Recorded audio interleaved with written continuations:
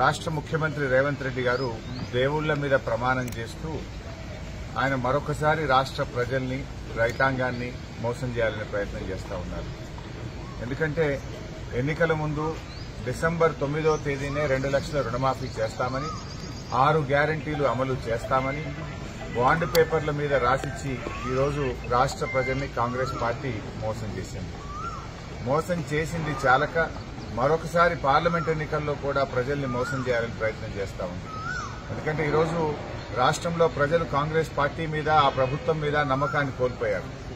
100 రోజుల్లో 6 గ్యారంటీలు అమలు చేస్తామని బాండ్ పేపర్ల మీద రాసిచ్చి ప్రజలకిచ్చిన మాట తప్పింది కాంగ్రెస్ పార్టీ. ఒక్క విషయంలో కాదు, డిసెంబర్ 9వ తేదీనే 2 లక్షల రుణమాఫీ చేస్తామని, తొలి సంతకం 6 గ్యారంటీల మీద చేస్తామని, అసెంబ్లీలో చట్టబద్దత తెస్తామని, 100 రోజుల్లో అమలు చేసి తీరుతామని, చివరికి సోనియా గాంధీ గారి చేత కూడా రాష్ట్ర ప్రజలకు లేఖ రాయించారు.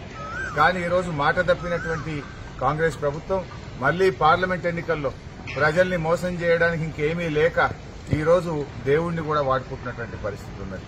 అంటే బాండ్ పేపర్ల కాలం చెల్లింది, బాండ్ పేపర్ల మీద ప్రజల్ని మళ్లీ మోసం చేయలేమని చెప్పి చివరికి దేవుణ్ణి వాడుకున్నటువంటి పరిస్థితి.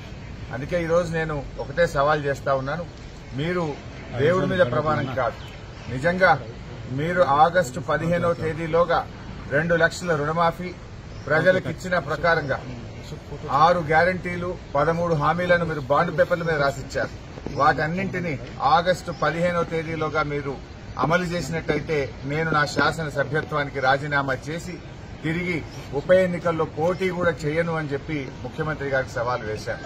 ముఖ్యమంత్రి గారు కూడా గన్ పార్క్ కు వచ్చి మేధావుల సమక్షంలో తన రాజీనామా పత్రాన్ని కూడా మేధావులకు అందించాలని చెప్పి నేను డిమాండ్ చేశాను. ఆయనే ముందు నన్ను అడిగాడు, హరీష్ నీ రాజీనామా పత్రం జేబులో పెట్టుకోమని. నేను నా రాజీనామా పత్రం తీసుకుని ఈరోజు గన్ పార్క్ దగ్గరికి బయలుదేరుతా ఉన్నాను. మీరు రండి, మీ రాజీనామా పత్రం పెట్టండి, నా రాజీనామా పత్రం మేధావుల చేతిలో పెడదాం. ఒకవేళ మీరు అమలు చేసినట్టయితే నా రాజీనామా పత్రాన్ని స్పీకర్ గారికి పంపిస్తాను. మీరు అమలు చేయలేకపోతే మీ రాజీనామా పత్రాన్ని గవర్నర్ గారికి పంపించండి. అప్పుడు ప్రజలకు నమ్మకం కలుగుతుంది. లేదంటే నువ్వు మళ్ళొక్కసారి రాష్ట్ర ప్రజల్ని మోసం చేస్తున్నావని, పార్లమెంట్ ఎన్నికల కోసం దేవుడి మీద ప్రమాణాలు చేస్తున్నావని చెప్పి ప్రజలు స్పష్టమవుతుంది. ఎందుకంటే మీకు అలవాటు, గతంలో కూడా కొడంగల్లో ఓడితే రాజకీయ సన్యాసం తీసుకుంటామని మాట తప్పిన చరిత్ర మీకున్నది. అసెంబ్లీ ఎన్నికల్లో ప్రజలకిచ్చిన మాట నిలబెట్టుకోని చరిత్ర మీకున్నది. ఇది మరొకసారి రాష్ట్ర ప్రజలు మోసపోవద్దన్నదే నా ఉద్దేశం. ఎందుకంటే నా పదవి కంటే నిజంగా నువ్వు చేయాలని నేను కోరుకుంటున్నా, అమలు జరగాలనే నేను కోరుకుంటున్నా, ప్రజలకు మేలు జరగాలనే నేను కోరుకుంటున్నా.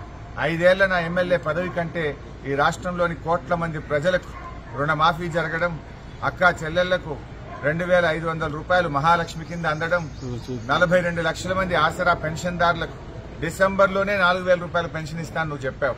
ఆ 4,000 రూపాయల పెన్షన్ అందితే అంతకంటే నాకు సంతోషం ఉండదు.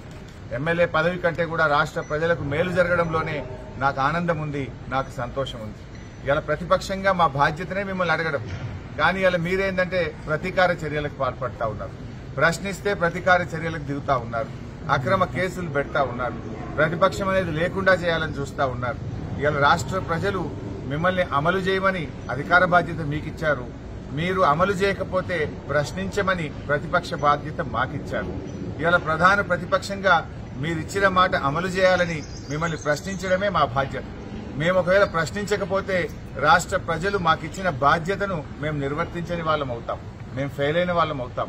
అందుకే ఇవాళ రాష్ట్ర ప్రజల కోసం, రాష్ట్రంలో మరి బడుగు బలహీన వర్గాల కోసం, పేదల కోసం, మహిళల కోసం, రైతుల కోసం నేను రాజీనామాకు సిద్దపడ్డా.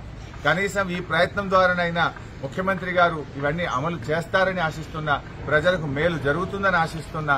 మరి నేను ఈరోజు ముఖ్యమంత్రి గారిని కూడా గన్ పార్క్ దగ్గరికి వచ్చి తన నిజాయితీ రుజువు చేసుకోవాలని